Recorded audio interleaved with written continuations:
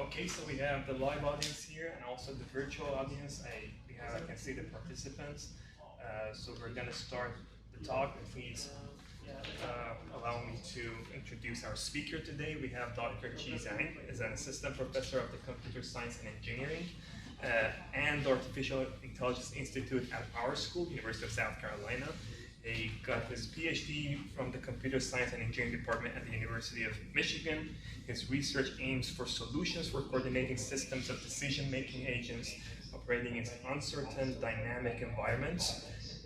As hand-engineered solutions for such environments often fall short, he uses ideas from planning and reinforcement learning to develop and analyze algorithms that autonomously coordinate agents in an effective, trustworthy, and communication-efficient manner. In particular, he's working on social commitments for trustworthy coordination, communication learning, and language emergence among coordinated agents, and application of multi-agent reinforcement learning such as intelligent transportation systems, dialogue systems, and etc.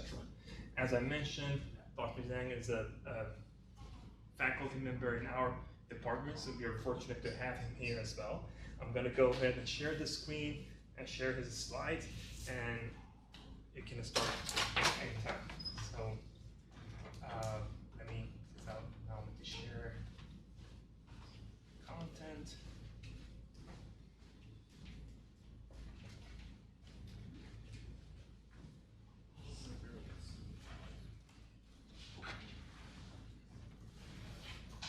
All right. Thank you so much. You're ready. Thank you. I should have made my bio a little bit shorter, but if you want to know my research interest, it's already in the title of this talk. I work in the area of so-called reinforcement learning. This topic is quite popular right now in AI, and in particular, I love system that involve multiple RL agents. By RL I mean reinforcement learning. So I can see in the title I have reinforcement learning in that. I have agents as its plural form, meaning that we are dealing with multiple agents working together to achieve something that is not possible or pretty difficult for a single agent to do. Okay, so with that being said, let's get started. It's about 2:30 now. I will try to keep my talk within roughly 30 or 35 minutes and make sure we have some time for questions. But feel free to stop me if you would anytime. So it's that's how it would work. Okay, so if you don't know anything about RL, it's roughly summarized in this framework where we have the so-called agent that has some actuation. Think about agent as a robot that is doing some task in its environment, right? So the agent is the notion that you have to design. You as an engineer have to design such that when it interacts with the environment in a sequential manner, it will take some action by using its actuator, and that environment will give feedback to the robot by the so-called reward signal, and the system is dynamic, meaning that it will transit to some new state according to what action the agent just took. Okay, this is kind of the framework that you want to tell if you are an RL person, and the goal of this, our engineering goal is to design or learn a good so-called policy that is basically mapping from what the current state of the system is to the action that the agent is about to take at the very next time step. So this is our goal. This is kind of the story, the big picture that RL people are talking about. And just give you an example, if you are don't think about the agent just a robot. You can perfectly think it as a robot, but it can be described in many different other scenarios. Like if you are doing a web advertising algorithm, you can think of your agent as the algorithm that chooses the very next web ad to put on the website. And that action becoming which ad would you choose? Because when you view, for example, a YouTube video, you can only see one ad. That's the choice made by Google, and it has to wisely select which ad to give you. In order to what? In order to the Google will maximize its reward as how many clicks it will perform on that ad in expectation. So the Google will be the agent. The agent will be Google, and it has some, not all information about the user, but has some idea about what the user might be, what kind of the user might be according to its preference. And this loop will go on and on. It's not just the one clip, but this loop will go on and on. Another example, second example being blood pressure control. Is in a healthcare scenario where the agent basically can treat the agent, view the agent as your doctor, and the doctor has to choose some action that is going to be applied to its patient. The patient will be the environment. The action will be either do some more exercise or medication, and the patient information will be the basis for its decision. And reward signal will be, for example, if you successfully control the pressure, the blood pressure of the patient, you'll get a +1 reward for today, for example. And if it's not, you will get some negative reward. For example, if your medication has some serious side effect, you want to incorporate that information in the reward function. Okay, so that's basically another example. I'm about to give you the third and final example, which is conversational agent, where the agent will be the chatbot, and choosing which utterance, what kind of utterance is going to output at the very next conversation round, right? So all the previous user utterance will be collected and observed by the chatbot, so it can form some information about the current state of the dialogue.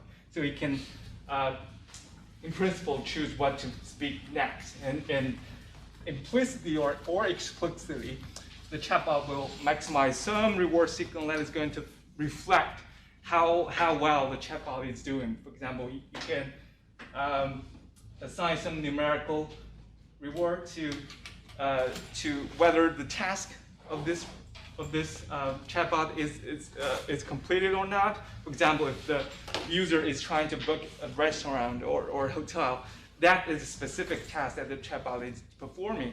And if the user thinks it's doing well, it will reward the chatbot. So chatbot can do well, maybe, or better next time. Okay, so that's basically a third and final example I want to introduce. And the title of, as I said, I'm really interested in this standard single agent scenario, but what I'm more interested in is this multi-agent scenario, right? So let me use this first slide to motivate how and where the multi-agent aspect comes into play. So you can have this single agent learning and interacting with its environment, but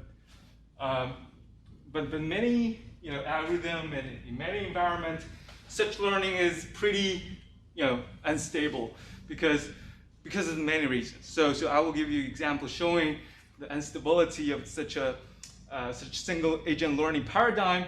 And for example, it can be because the agent does not explore enough, meaning that it has not taken all its actions that includes a potential good action, so that it does not know, it does not have enough information to know which action should be the best. Another important reason is that maybe the agent is incorporating some example, deep neural networks into its algorithm, and the instability of deep neural network is a big source of this learning instability. So, and a homogeneous agent in single agent RL, meaning nothing but ensemble learning for RL, meaning that you can have multiple agents and each interacting with its environment in the same manner, because they're eventually dealing with the same environment. But because there are many agents, and potentially you can the RL can enjoy the user guarantee of ensemble learning, meaning that you can somehow aggregate all the agents' learning outcomes and produce some better decision. For example, you can do a majority vote or something like that to achieve more stable learning and better, for example, better exploration, according to this paradigm. So this is what my first interpretation of homogeneous agents in RL. So that's going to be the focus of the first part of my talk.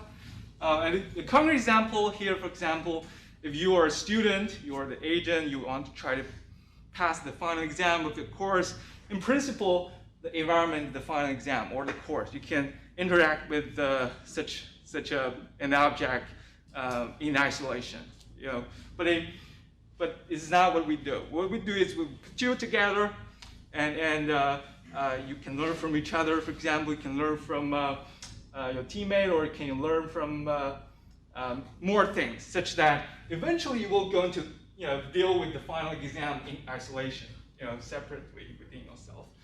But you will do better. That's the promise of such, or concrete example of such an ensemble RL framework. So hopefully I'm better. I'm well motivated such a homogeneous RL scenario here. And the classic example showing the difference between the two learning paradigms is like here. So maybe deep QLearning, DQN can be viewed as the first real deep learning frame, deep reinforcement learning framework that works in a complex domain. Here we are measuring on x-axis how many steps the agent has taken. Right? Our promise is that as the number of steps grows, it will get better performance over time. But this is on some video game where we apply DQN on some video game. But instead, what you can see is that the orange curve did grow at the first stage of the learning, but somehow it just diverges and fails at the end of this learning process, which means that learning is highly unstable. Even it's improving, the curve is very noisy for this single agent framework. But on the other hand, if you have this double DQN, which is primarily the first ensemble method for RL, things get improved. So this is going to be my first part, the focus of my first part. The second part is really not about individual or single agent tasks. The task itself is inherently multi-agent, meaning that the best example is team sports. You have a team of agents collectively achieving some shared goal. You cannot achieve such a goal using a single agent by the definition of this task, right? So it's not the same as improving the learning outcome. It's from the very beginning, the task is about multi-agent stuff. Another example I will show is this canonical or toy example researchers often use, which you see in this 2D environment, there are some blue dots that are taxed to chasing after those red dots. It's like mimicking the multiple predators are chasing after some prey. For example, this is maybe the canonical example in multi-agent RL research.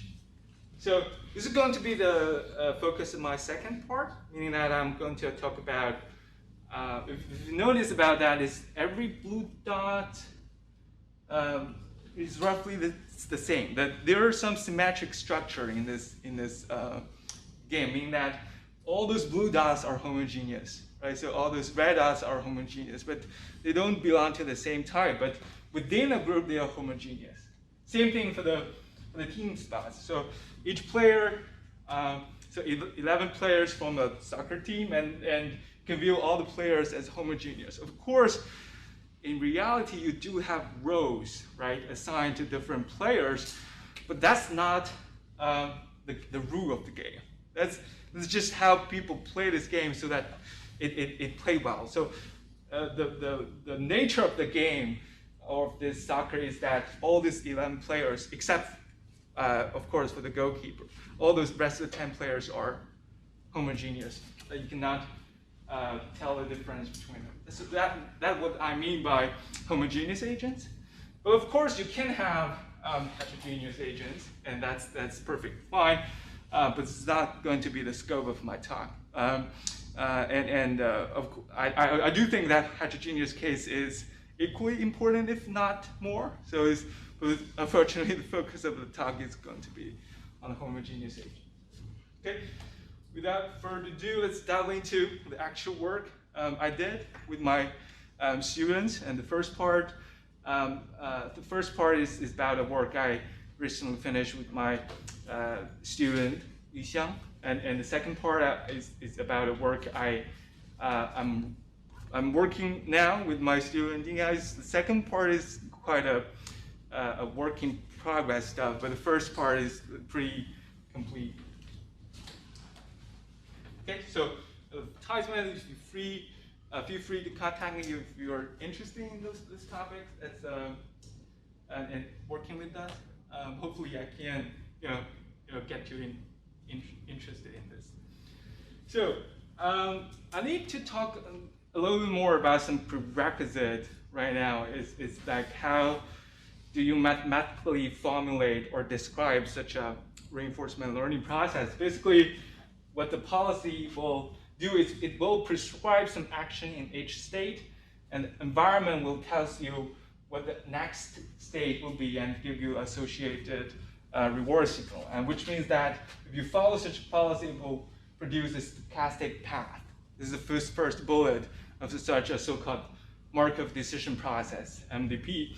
And for the value function, it will roughly tell you if you start from some state and follow such a policy, what's the expected utility of that path? And the expected utility of that path is nothing but the sum of the step rewards. Just you need to maximize the long-term rewards.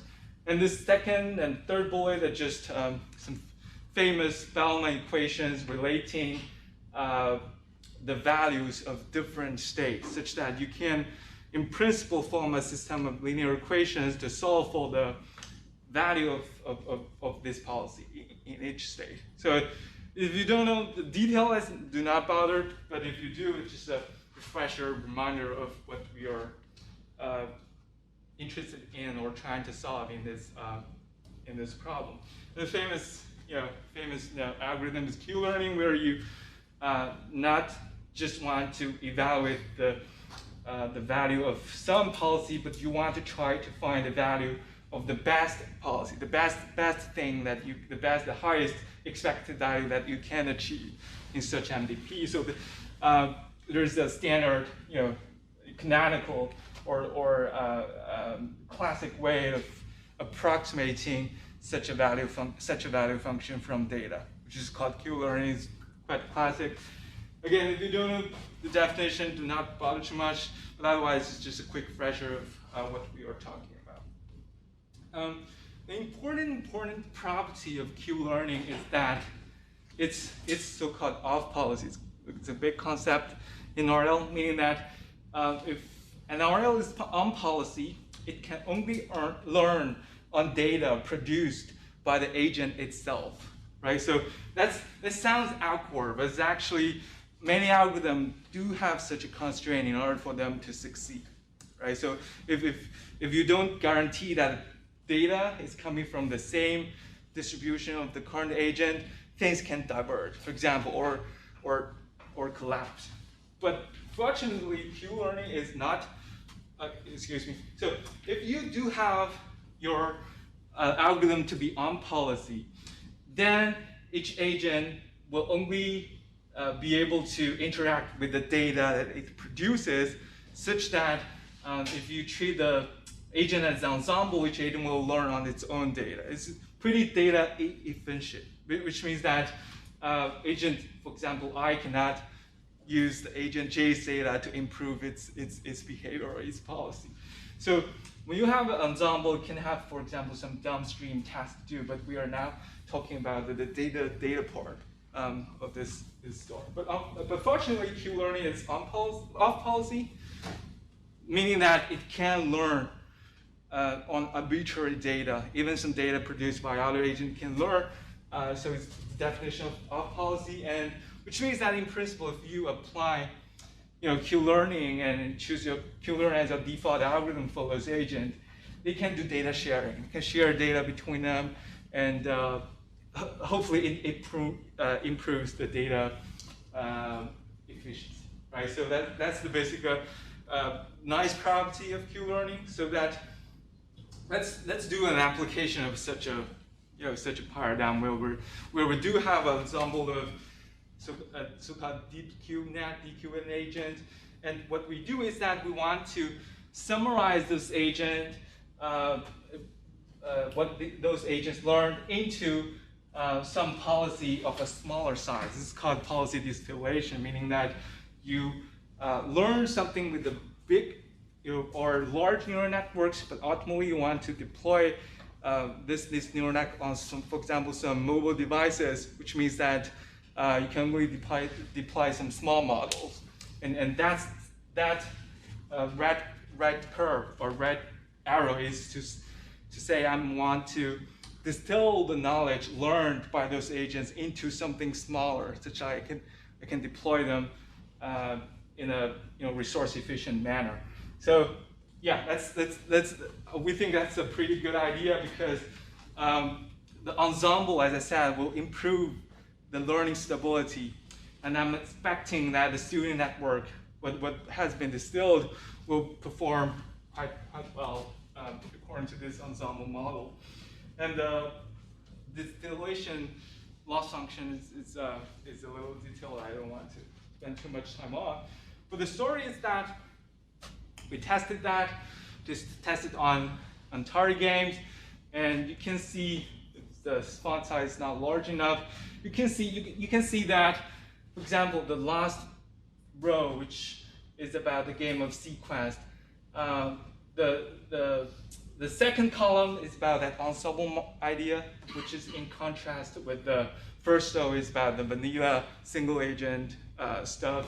You can see that actually the average performance of ensemble actually decreases, not increases from the baseline.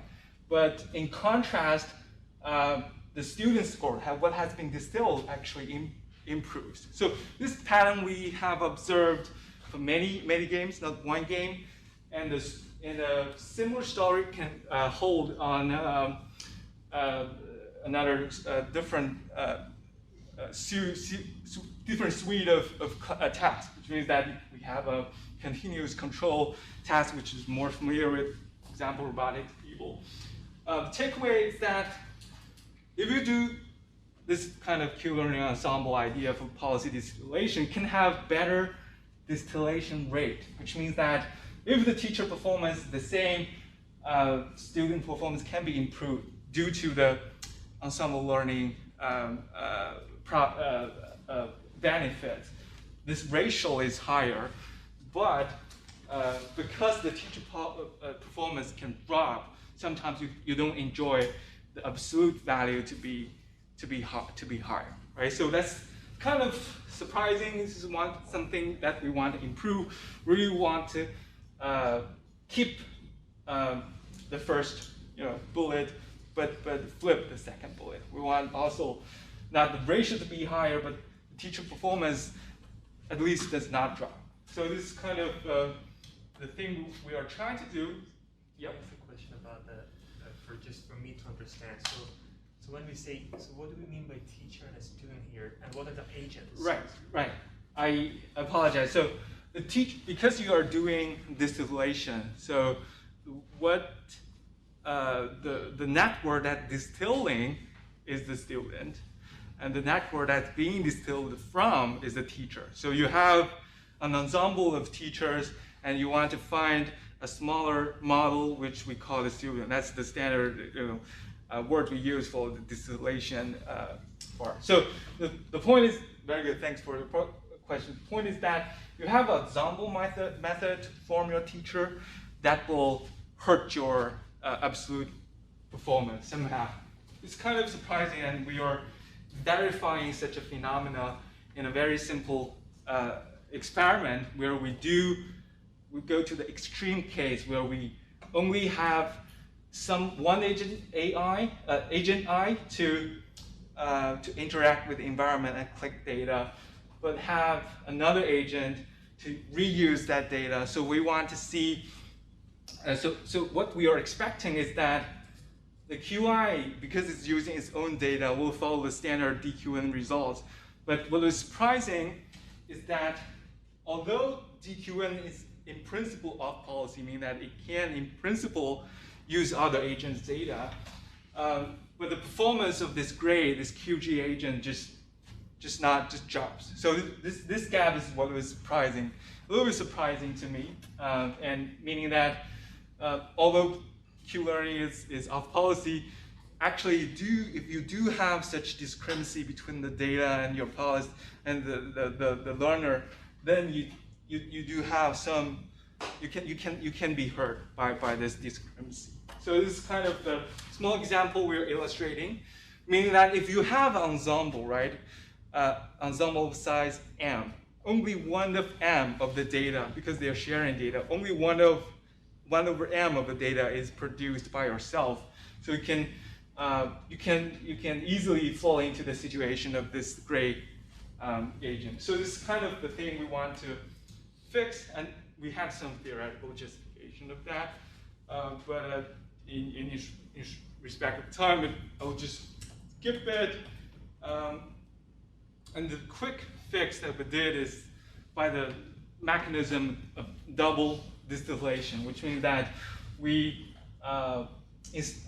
not only have those original ensemble, teacher ensemble, but we do another layer of distillation to form another ensemble of teacher as this orange ensemble. The point here is that it reduces the variance across the teachers within this ensemble, such that those data distribution becomes similar, more similar with each other, and hopefully the phenomena we observed on the previous slide can be alleviated to some degree. And this is very simple mechanism because if you let those new ensemble to interact with the environment, collect those data, it will improve the quality of the data a little bit, and hopefully it will benefit the student that is being distilled finally. So we do test such a simple idea, and it actually worked pretty well. We observed some of the state-of-the-art student performance in a range of tasks, including Atari games, as well as some continuous control tasks. Right. So that's going to be roughly the first part. And the second part, I'm going to talk about, again, the real multi-agent setting, where we do have, in the task itself, a lot of agents cooperatively to achieve some goal. And this cooperative game is often described by the notion of so-called stochastic game or Markov game, where we have some environment that is shared or occupied by many agents. So we are describing each agent's dynamics and its reward function individually. So this basically generalized the previous Markov decision process of single agent MDP to multiple agents. And cooperative means that each agent will have some reward to maximize, but cooperative means that they want to maximize the sum of the total rewards along this process. And what's been quite successful recently for such cooperative multi-agent RL to work is this so-called centralized training paradigm, meaning that it has very strong assumption, assuming that there is a so-called centralizer at the training phase such that it can gather all the information of all agents to produce the policies for each agent. And during execution, those policies can be executed in a decentralized manner. But during the learning phase, the centralizer will collect all the information and improve each agent's policy one by one. So that's basically saying we assume that we can do centralized stuff during training, but during execution, we ultimately want things to be decentralized. And so, as I said, it's quite a successful in recent works. Why? Because of this centralizer, right? So the centralizer has global information to coordinate training. That's the key thing here. So if you just naively let each individual agent to learn, just like previous single agent RL paradigm, things could collapse. But another important key here is because those agents are sometimes homogeneous, they can even do parameter sharing, which means that each agent can have its own neural network to represent its policy, and those neural networks parameters are shared across the agent because they are homogeneous. So these two bullets are the key reasons why the recent success, the key reasons for the recent successes in this paradigm. This is not what we want to do. Our goal is that we think that the centralized training is assumption that is too strong. In many applications, we don't have such a centralizer. So what we ultimately want to do is that we want to treat each agent as its own, even from the beginning of the training, and it can have some communication or interaction with other agents. I should say communication with other agents. In order to, so this communication will be served so that the overall training will mimic what the centralizer did on the previous slide. So the point is that with this additional information, additional communication, even a single agent can have some global awareness, okay, such that its learning can be improved. But we want that communication to be sparse, meaning that we don't want to, excessively communicate with others. If that communication is not bonded, we can freely communicate, then pretty much each agent can be a centralizer on its own and gather all the information from other agents. So the sparsity is the key here. We did as I said, work in progress, and we did some preliminary methods where we learn basically how to achieve such sparsity. You do using some techniques to learn, one, how to communicate other agents' observation and action to mimic what the centralizer did. And second, how can we communicate in a sparse manner with other agents, asking for their neural net parameters so we can do approximate parameter sharing with other agents. This is the kind of thing we are doing. Some preliminary results showing on this slide tells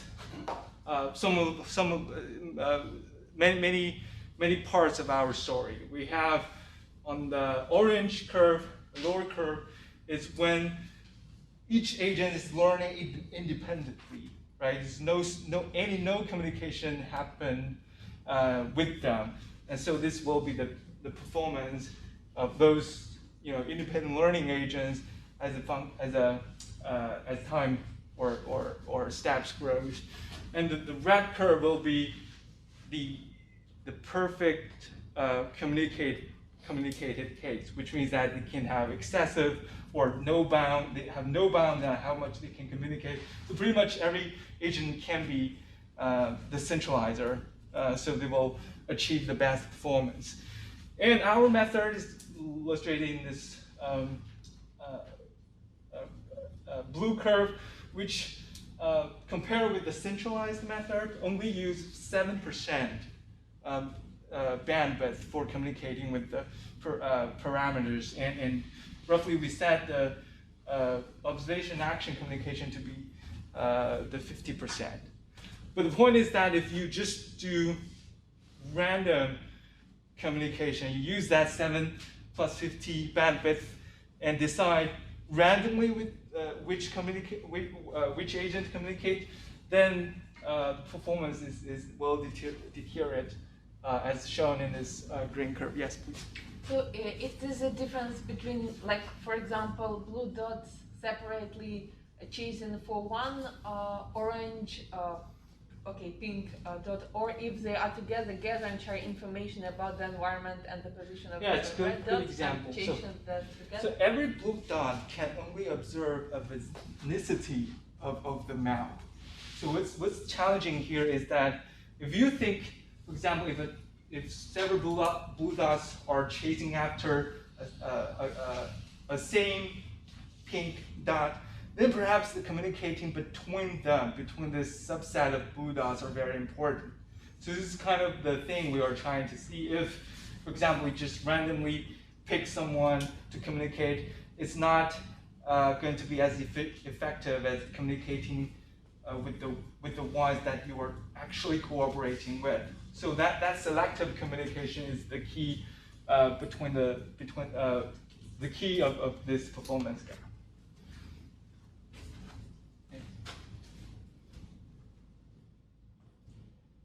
Okay, so finally some theoretic guarantees I put here is that I talk about homogeneous agents. It turns out there are heterogeneous case, but we are characterizing a subset of all the Markov or stochastic game where we define what it actually means, what homogeneous actually means. And we're saying that the homogeneous Markov game is just, of course, a subset of Markov games as long as it satisfies some properties. So you can say it's a homogeneous Markov game, and you can define anything. It's just a definition. But some examples are, by this definition belong to the homogeneous Markov game. That's like what I said before.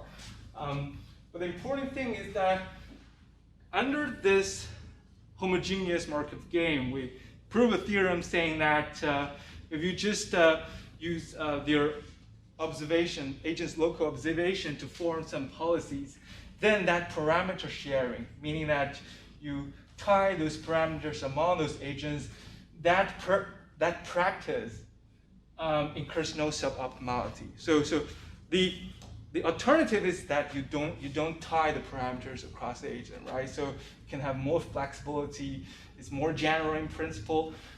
But this theorem says that by tying their parameters, potentially you can enjoy better learning efficiency. But more importantly, in theory, it does not incur any suboptimality. So another theorem is closely following the previous one, saying that if you follow a standard, octocritic, algorithm, which is an algorithm for reinforcement learning, then it actually converges to some local optimality. We are not showing that it's a global optimal, but you can converge to some local optimality under standard conditions of this so-called consensus-based approach, meaning that if you can, put it simply, if you can communicate with each agent evenly, for example, and in long term you can communicate with all agents infinitely often, then they will converge to the right thing. at least a local optimal thing, following this standard actor critic process. So it's in the final slide I put some details about showing that we're updating those parameters, for example, for each agent I in this previous in the first two equations or the first two equations above. But the third equation is the communication part. You're aggregating other agents J's information to form your new parameter. This third equation is the parameter sharing or approximate parameter sharing step. So this is called a consensus update, meaning that if you can, the hope is that with some round all agent consents to the right solution. Okay, so that's basically what I had for today. Okay, thank you. Thank you very much.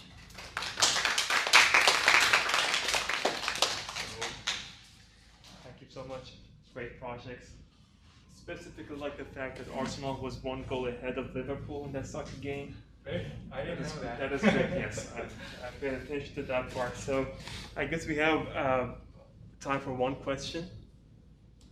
If not, go ahead. Oh, you put some in chat. Sorry. Go ahead. Yeah, so my question is, if you have drop-in learning rate for teachers, so why you cannot stop them learning and all and consider them as a part of the environment? Could you repeat that question? If you have drop-in rate for the teacher agents, why you make them learn from the environment at all? Why you don't make them the part of the environment, so they don't change their parameters and only serve as a part of the environment? It cannot be part of the environment because the environment by definition is a single agent thing. You only allow the single agent to interact with the environment. But in principle, you can have, as you said, different mechanism to deal with the issue I mentioned on that slide. And my student and I just came up with this quite simple yet effective mechanism called double distillation to do that. Yeah. In principle, we can do an alternative solution, and you can show that still achieve some good performance for the student, then I will perfectly accept that. Thank you.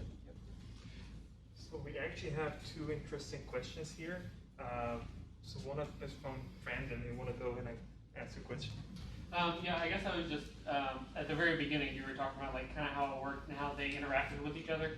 And so I have a little bit of familiarity with like AI training, like genetically, where you take parents and then the most successful of the parents reproduce children, the ones that get close to the goal. I was just wondering how this kind of compared to that, if they were kind of similar in concept. Or... It is similar, it is, except that you should view genetic programming as a way to improve, individual agents in expectation. By expectation, I mean the generation, perform better, right, in time. But the thing I'm talking about right now is how you. It's not using genetic programming to improve the learning. The learning itself is still the canonical or classic RL part.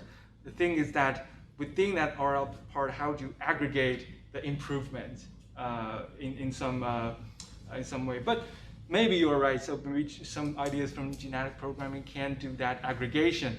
But this is the downstream task I was talking about. I was instead talking about how could you make that improvement better. So there is one more question that I can ask. Jonathan Sharp asked that are there cases where single positive distillation performs better than DPD, or it's always better to increase the number? Yeah, you can find tasks where DPD is not the best. I want to be honest, but the claim I'm making is that in expectation, like I am betting which one is better on some arbitrary task. I will bet on DPD. That's the difference. And Matthew, you want to ask your question? One of your questions? Matthew Sharp. Sure. In terms of times communicated between random and the coefficient, is there, well, first of all, is there a difference in the number of times they communicate, or is there a threshold possibly where the random times communicated would be better than the coefficient? You know what I mean? No. Okay. So if you go back to the graph where it shows the 4 different. Yeah, I have that graph in my mind. Yeah. Yep. How many times do each of them communicate? Would be the first question. The first, so this is the episode. Within episode, there are different time steps. For the red curve, every time step they will communicate.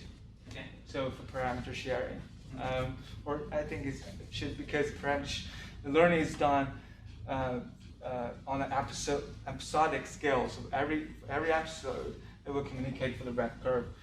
But for example, the blue curve, on the average, or I should say 17% of the time, at the 70% of those total episodes, did they communicate? Okay, great. So that's one question. Is there a threshold? What's the difference between the random and the coefficient? Why is the random so much lower than the coefficient? You can't. In principle, is that you can't achieve sparse communication by setting a threshold. But the point is that if you set a threshold, how to select which agent to communicate with. Right. That's the key question. If you do random selection, it will give you the green curve, which is worse than you do that communication selection wisely. Does that make sense? How do you pick the wise communications then? That's what our method does. Okay. So that's exactly something I didn't expose too much. Okay. Yeah. You can definitely reach out if you have more questions, and thank you very much again. I think we're a little bit over time, but very interesting fun. Thank you.